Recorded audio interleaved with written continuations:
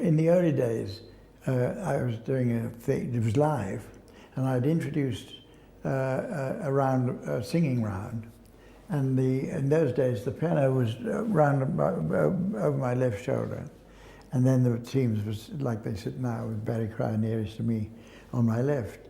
And I'd introduced the round. And before it started, Barry said to me, "Hang on a minute, Humph." And he asked me a question about it. And before I could answer, Colin Sell rose from the piano stool with his off microphone, with his headphones still on, and started to give the answer.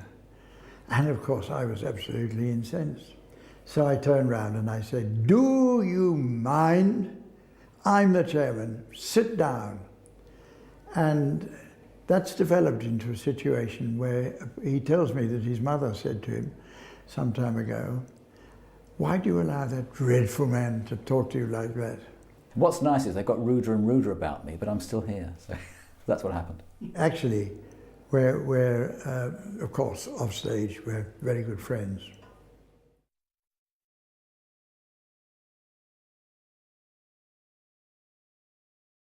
I think it was one of our earlier producers, Paul Mayhew Archer, who brought her into the show.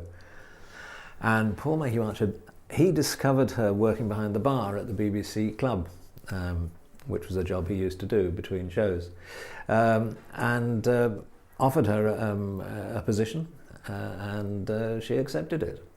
I think she sort of wheedled her way into the show, probably in order to, whip up some kind of feminist nonsense. Samantha was discovered in the British Library in the late 90s by Max Clifford, who recommended her very strongly to us, and she's been with us ever since.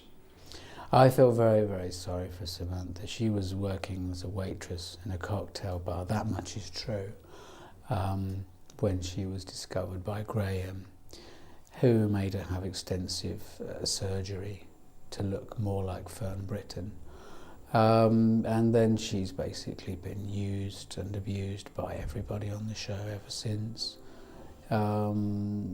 I keep my distance from her because, I know she's very, very frightened of men, understandably, considering the kind of people she's been working with. I just wish that somebody would intercede and get her out of this nightmare.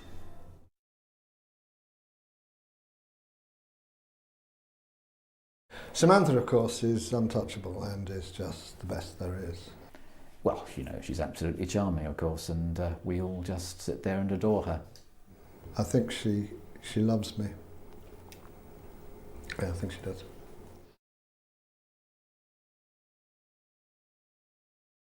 I think the reason that Clue carries on is that none of the others have anything else to do.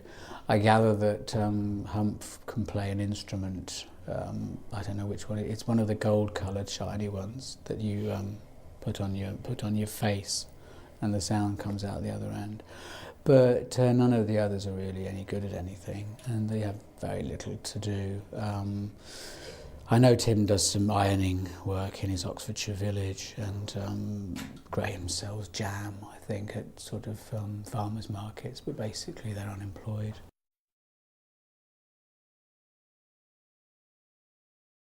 Graham brings a lot of sweets to the show to make people like him. I gather this is something that he's always done since he was at school.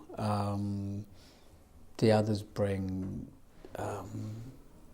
floss, sometimes dental floss, sometimes some vegetables, but generally not a great deal. Barry Cryer is what I call the mortar or the cement.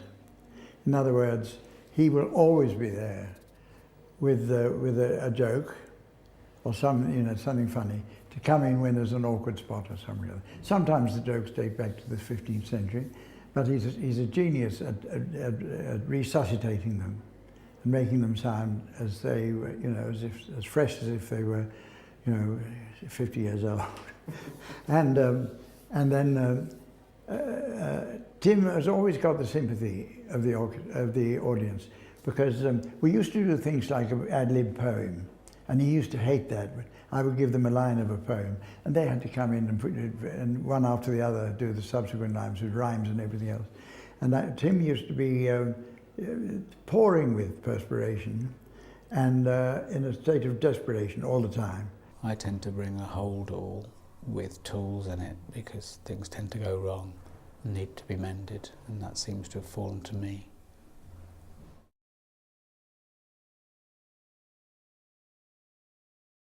As far as favourite rounds are concerned, I think I like the one that go on the longest, and they give me really a chance to, you know, to doze off, and I can usually time it when I come back in again. If not, I ask the audience, you know, I say, what stage are we at? And they very often let me know.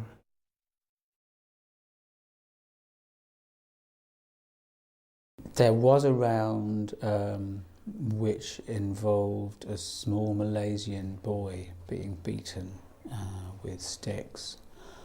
I wasn't happy with it. I thought it was open to misinterpretation for a number of reasons. Graham insisted it was ironic. The producer just said, look, you know, if we don't do this, he'll just be making trainers in some sweatshop somewhere, so let's you know, at least get him out, you know, get him out on the road. But the others did laugh so much, actually, that Humph had to be taken to hospital, and most of the microphones shattered. The sheer volume of the laughing at the pain and humiliation of this small Malaysian child.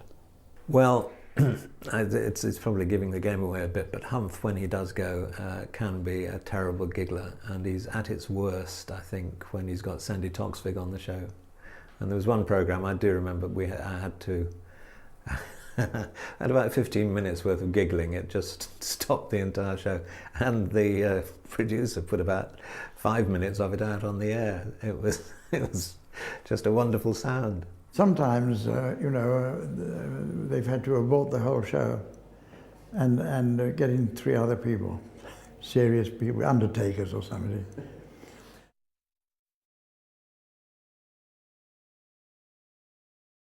We often talked about doing it on stage, and I think all of us had slightly cold feet about the idea. And then in the early days we talked about, you know, how we could turn it into a stage show, and that would involve doing sketches or having songs or having extra people, a band, a troupe of dancing girls, scenery, props, costumes, funny voices, and all that sort of stuff. And then a few years ago, Tim and I and Bill Oddie did a goodies stage show, which was just the 3 of us standing on stage chatting and sitting and showing clips, but doing some sketches and things too. And we thought, well, actually, when you think about it, on Clue, an audience is happy to come along. They pay a small fee to watch the recordings, which is just all of us sitting behind desks and not doing anything. They all enjoy it a lot, and they're still laughing at the end. And that's about a 2.5 hour evening. So what's the difference? Why not put that on stage and see if people would still be interested to see it just mounted as if it was a radio recording. And we thought, well, we'll give it a try. So we tried a short tour and found that people were very happy to come and see it and enjoy it. And I think they would feel it would be wrong in a way for us to get up and do dancing and other material. As a gesture towards being on stage, we do stand up 2 or 3 times during the show and walk forward to the microphones to sing, and that's it's quite an excursion for old men like us. So